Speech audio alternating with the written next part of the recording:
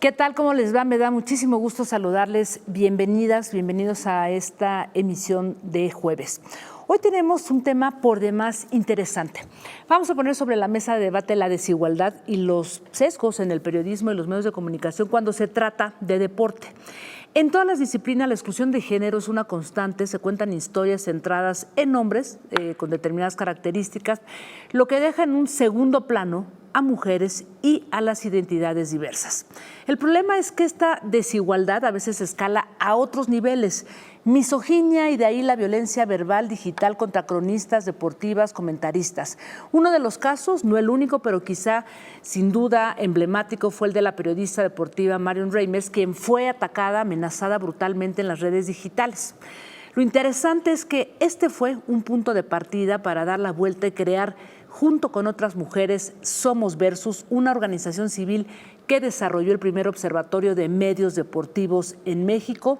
El fin, combatir la discriminación de género, clase y raza. Así es que vamos a hablar de este interesantísimo proyecto y voy a darle la bienvenida justamente a dos de las integrantes de esta organización Somos Versus. ¿Cómo estás, Ingrid Bravo? Bienvenida. Muchas gracias, gracias por el espacio y por la invitación. Al contrario, tú eres coordinadora de comunicación y de vinculación institucional. Muchas gracias. Sí, gracias. Bueno, Claudia Olmedo Rodríguez, ¿cómo estás? Tú eres coordinadora de proyectos especiales de Somos Versus, bienvenida. Es correcto, muchas gracias por el espacio. Bueno, pues déjenme empezar por lo más simple, pero saber cómo se teje, cómo se crea Somos Versus a partir de este momento que recién cuento con el tema de la periodista Marion Reimers, ¿no? Y todo lo que significó pues un ataque frontal y que sigue significando todavía un ataque, ¿no? Cuando ella habla, y de ahí, bueno, pues nace este proyecto. Sí, Somos Versus inició sus actividades hace 6 años, en el 2017, y el origen del por qué inició Somos Versus fue justo por toda esta violencia digital que desafortunadamente las mujeres que nos dedicamos a los medios y al deporte pues sufrimos, no tanto en el aspecto físico, sino también en los medios digitales, ¿no? Entonces, desafortunadamente por el simple hecho de ser mujeres y por el simple hecho de querer dedicarnos a lo que más nos gusta y a lo que más nos apasiona, somos atacadas en este sistema y en esta sociedad. Así es. Y dentro de digamos que de esta organización, hay todo un punto de quiebre que me parece muy interesante, que es el observatorio, ¿no? O sea, Somos Versus da cabida a este observatorio 2020, si no me equivoco, y de ahí, bueno, es toda una serie de estudios y de análisis que empiezan ustedes a trabajar. ¿Qué surgió? ¿Qué vieron ustedes después de este observatorio? Yo creo que el observatorio de medios fue... no nos dijo nada que no ya un poco, si tú te paras en un negocio de periódicos y observas las portadas y observas como la narrativa de los medios, creo que muchas de las cosas que salieron se pueden intuir. Sin embargo, nos dio como números aterradores, ¿no? De qué es lo que pasa en las portadas y en los medios deportivos. Y vaya, por decirte un dato escalofriante, es que de las 10,000 notas, casi 10,000 notas analizadas, solo el 7% se tratan de mujeres. O sea, estamos hablando que la mitad de la población, ¿no? También en el deporte, la representación hoy o la gente, las mujeres que participamos en el deporte, en Juegos Olímpicos y demás, es casi paritaria. Sin embargo, en los medios de comunicación, el espacio que ocupamos es minúsculo, ¿no? En comparación.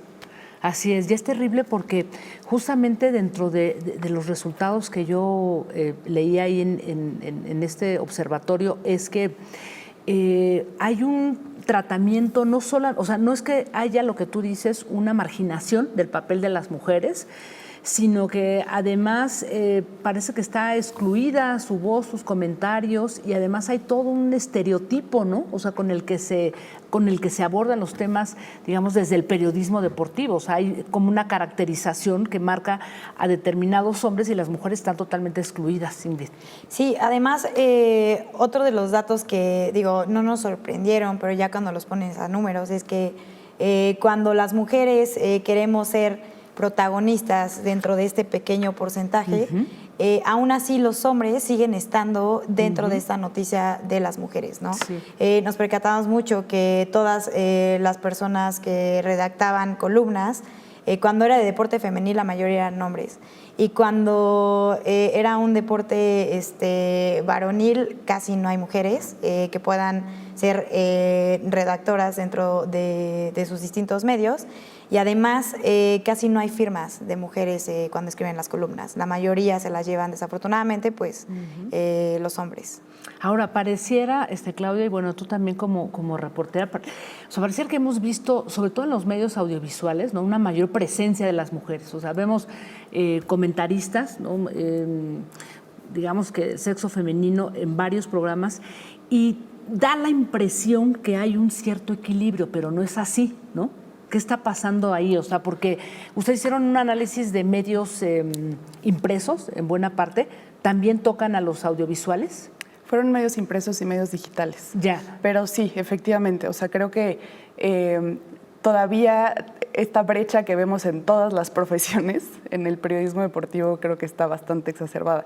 Y sí es verdad que ya vemos más rostros femeninos, ¿no? Ya empiezan a haber espacios de mujeres en las mesas de análisis, pero la realidad es que esto es bastante nuevo, ¿no? O sea, históricamente las mesas de análisis donde se habla de fútbol, donde se debate deporte, ¿no? Ya lo decía Ingrid, las columnas de opinión, las opiniones las dan los hombres y como que las opiniones de las mujeres se han quedado un poco detrás de cámaras, ¿no? Entonces, parece que sí hay un avance, sin embargo, pues de repente cuando este avance parece ser muy grande, ¿no?, como en el caso de Marion, entonces es muy incómodo, ¿no? Están estos comentarios de que nosotras a la cocina o que como que este no es un territorio históricamente donde nosotras participemos, entonces ahí vamos, pero de todos modos parece que para mucha gente aún es muy incómodo. Así es. Y por ejemplo, además digamos que de esta marginación, ustedes dicen dentro de los resultados de este observatorio, las notas están llenas de estereotipos, de denigración hacia las mujeres en el deporte, pero también se manifiesta en las imágenes. Y decían, el 7.4% de las fotografías que ustedes analizaron tuvieron como protagonista a una mujer, pero siempre estuvieron sexualizadas, ¿no?, de alguna manera, a diferencia de los hombres. O sea, ese también es un fenómeno, la cosificación de las mujeres, un estereotipo de sí, pásale, ven a dar los deportes, pero las imágenes de las mujeres es un gran tema, ¿no? Sí, porque además el encuadre cuando eran portadas en estos medios, siempre el encuadre era pues muy sexista. O sea, por ejemplo, la jugadora Norma Palafox de Guadalajara en su momento, cuando sacan notas de ellas, desafortunadamente la nota no está enfocada a los talentos, a los goles que mete, a pues, su actividad deportiva dentro de su equipo. Siempre está muy encaminado, muy de la mano con toda esta sexualización. Y cuando hablan de un hombre, recuerdo muy bien de esta portada del tema de Renato Ibarra, que les pongo un poco en contexto. Renato Ibarra fue suspendido del equipo del América por una demanda de violencia doméstica. Y se lo llevan a Atlas. Cuando él regresa al América, y es otra vez su debut en el América, anota me parece que un par de goles.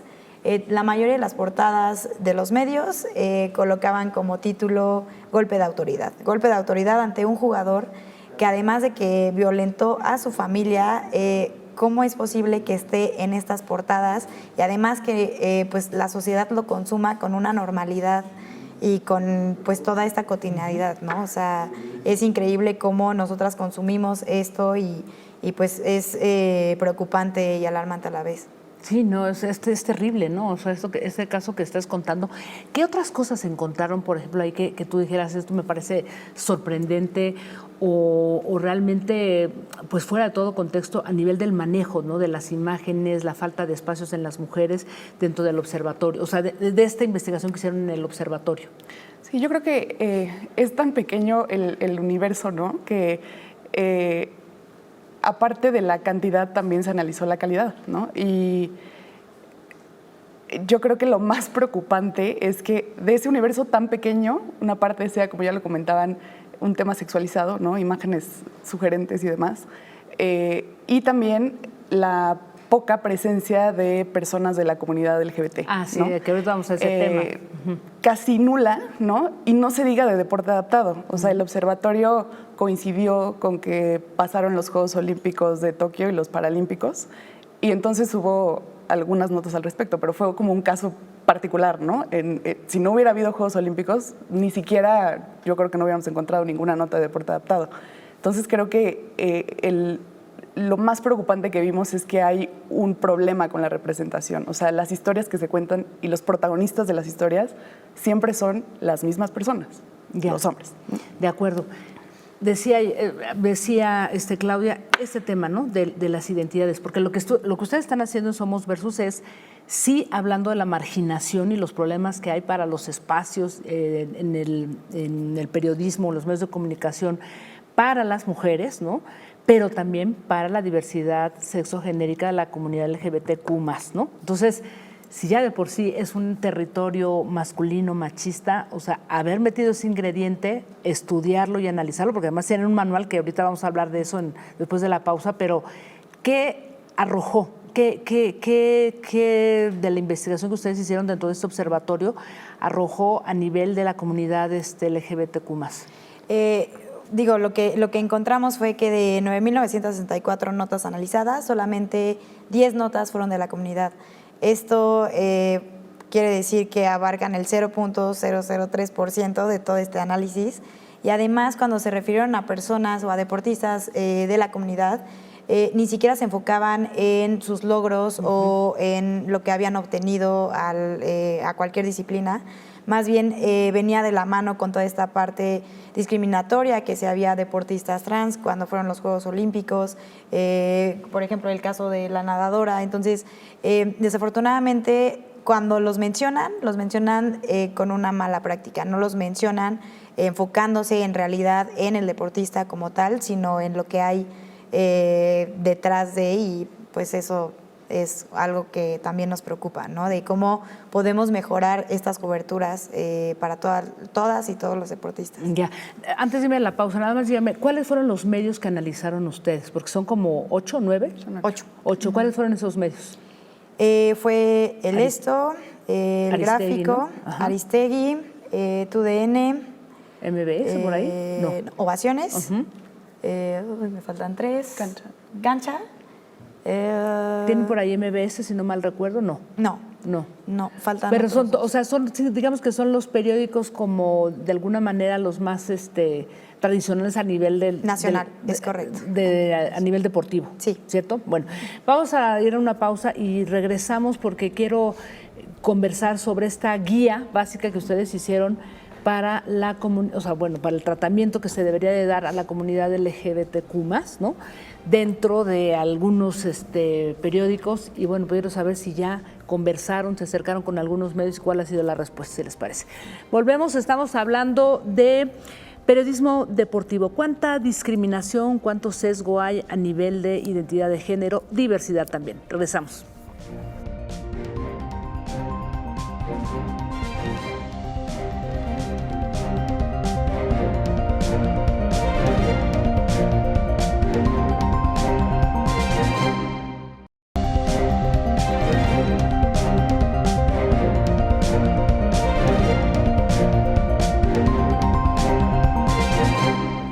Regresamos, estamos conversando con Ingrid Bravo y Claudia Olmedo, ambas integrantes de Somos Versus, que es una organización civil que habla, investiga sobre el tema de toda la exclusión de género en diversos medios cuando de deporte se habla. Les preguntaba antes de irme a la pausa, elaboraron esta primera guía. ¿Cómo fue esta guía? ¿Se desprendió del observatorio o cómo fue? No, primero se realizó la guía para una comunicación más inclusiva, y justo dentro de esta guía, que está libre descarga en nuestras páginas, fue una guía previa al observatorio, justo para darles herramientas a todos los medios, a todos los que se dedican dentro de un medio deportivo, para que puedan tener como más empapados de estos términos que a veces, desafortunadamente, a veces hacen sus redacciones y a veces se ven o que están discriminando a toda la comunidad, pero a veces no tienen las herramientas para poder mejorarlas. Entonces, esta es como una solución para poder mejorar todas las coberturas cuando se refieren a deportistas que están dentro de la comunidad. O sea, pero ¿para quién está dirigida esta guía? O sea, para quien sea, o sea, periodistas, medios, para todas las personas que trabajen dentro de algún medio, redactores, para todos está la guía. ¿Qué tiene esa guía? La guía viene desde lo más básico, que es qué significan las siglas, ¿no? LGBTIQ+. Aprender cómo dirigirse con pronombres y tal. O sea, son los principios básicos, pues, para que cuando tú cubras una noticia, por ejemplo, últimamente, como ya lo comentaba Ingrid, normalmente la comunidad trae atención en el tema de las mujeres trans participando en competencias, ¿no? Entonces, hay toda una discusión hay toda ahí, una discusión, ¿no? hay toda una polémica, ahí eso atrae reflectores, ¿no? Pero vaya, al momento de hablar sobre esto, que el periodista o la persona que está escribiendo al respecto tenga las bases de cómo se debe dirigir a las personas. Desde ahí parte la guía.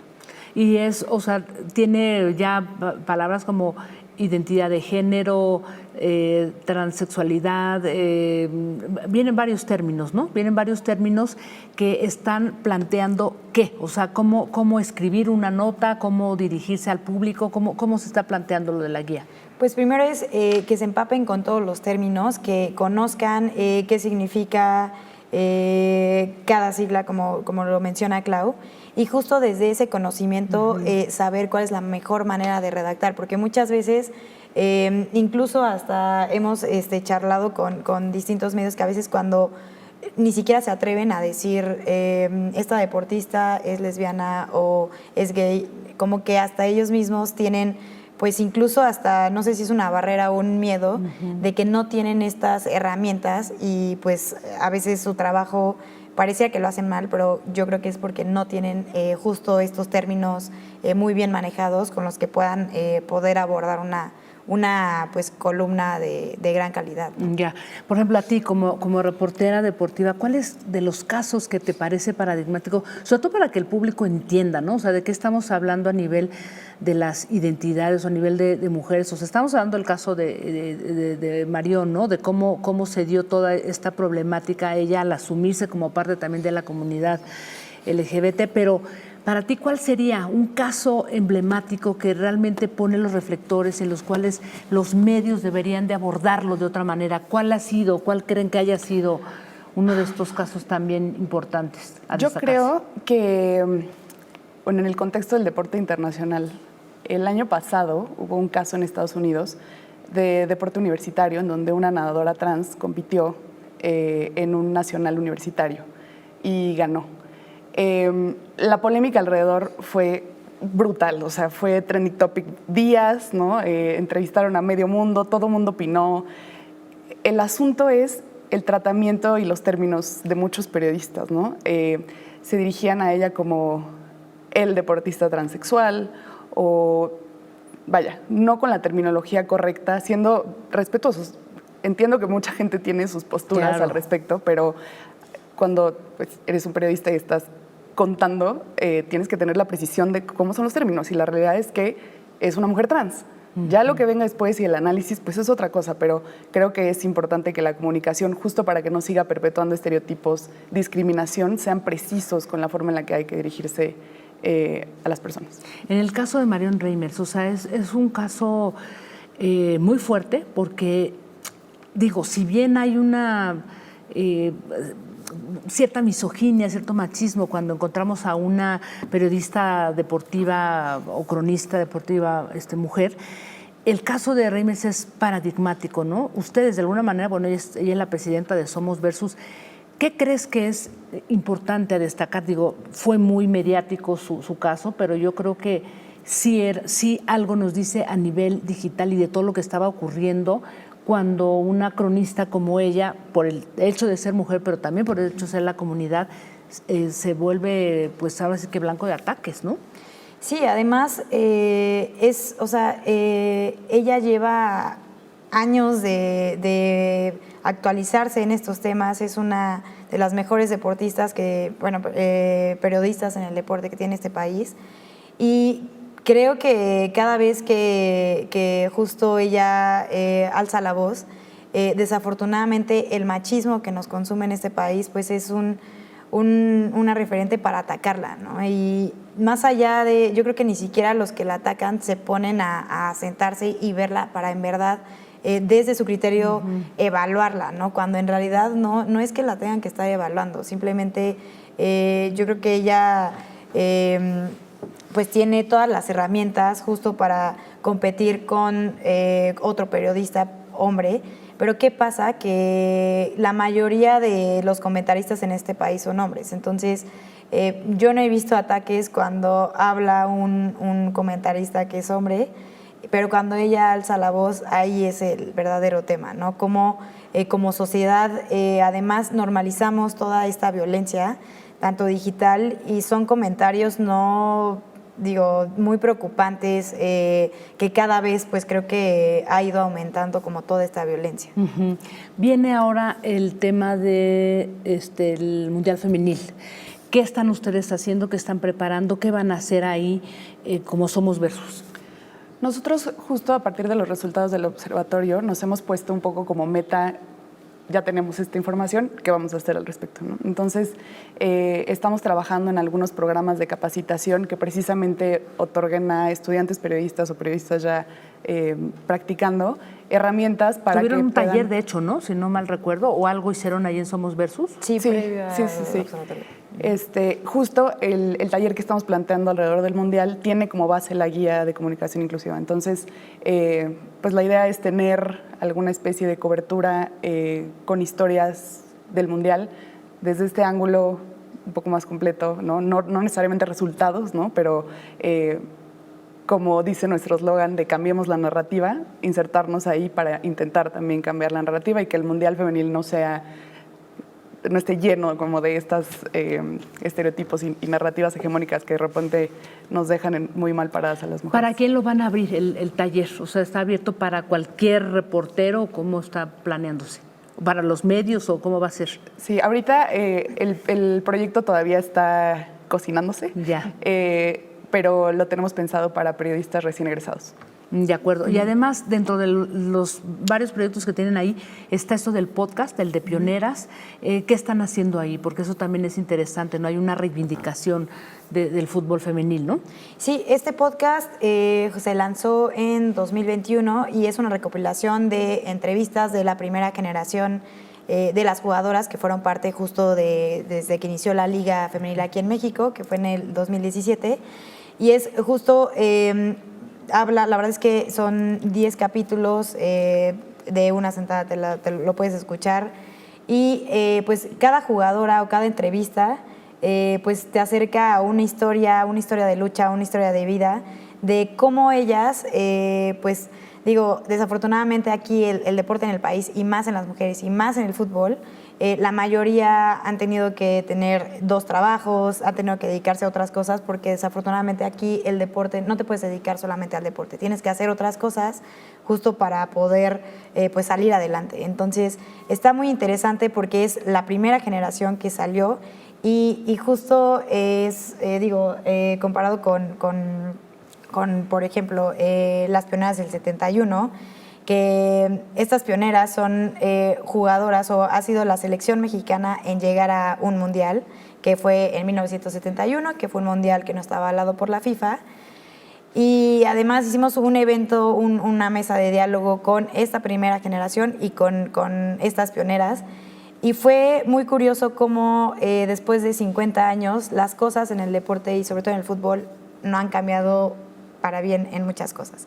Pero bueno, creo que esto es un inicio justo para poder modificar esto y para que poco a poco, pues en el mediano y en el largo plazo, pues las mujeres podamos estar cada vez más portadas y que mejor dedicarnos a lo que más nos apasiona a través del deporte. De acuerdo, pues quiero agradecerles mucho y bueno, suerte ahí en Somos Versus y bueno, pues nada más terminar con este dato que de hecho lo tienen ustedes ahí en su observatorio, que es de Global Media Report, donde dice que si las consiguen igual, o sea, si no hay cambios en la narrativa, pasarían al menos 67 años para cerrar la brecha promedio para la igualdad de género en los medios de comunicación. Una cosa terrible, pero bueno, una gran chamba por delante. Muchas gracias, gracias por estar aquí. Y bueno, pues gracias. Ahí vamos a seguirlas en sus redes sociales, en su página también y escucharlas en el podcast. Gracias, Ingrid, gracias. Claudia. Gracias a todos y a todos por habernos acompañado. Recuerden que el programa se queda transmitiendo de manera simultánea en Twitter a través de la cuenta N22 Digital y también en YouTube. Nos vemos el otro jueves. México.